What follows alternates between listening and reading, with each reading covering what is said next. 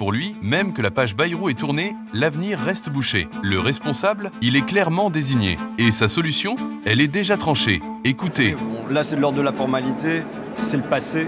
Donc, en effet, il faut tourner notre regard vers l'avenir. Et je veux dire, le point de blocage, il est à l'Élysée. Il est du côté d'Emmanuel Macron qui a embourbé les Français depuis maintenant une année, mais presque 8 années, à la fois dans une crise fiscale et dans une crise politique. Et donc on est condamné à se demander qu'est-ce que le forcené va nous faire sortir comme fumée de son palais. Et on voit qu'il joue pour l'instant à parler de dissolution un coup, à parler de référendum une autre fois, à parler de proportionnel.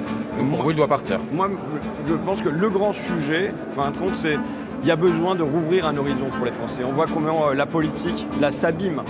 Et même, j'étais dans le métro tout à l'heure et il y a un monsieur qui me dit on a besoin d'un horizon qui brille. Et on voit là qu'on est dans des opérations de bricolage, de ravaudage, qu'il faut sortir de ça. Et je pense qu'une manière de rouvrir un horizon, de poser les grandes questions et qu'elles soient tranchées par les Français, c'est de passer par la grande élection. Et la grande élection, c'est l'élection présidentielle. Comme on vient de l'entendre, Ruffin ne va pas par 4 chemins. Mais à votre avis, cette proposition mènera-t-elle vraiment le pays vers la stabilité? Ou n'est-ce qu'une surenchère pour exister?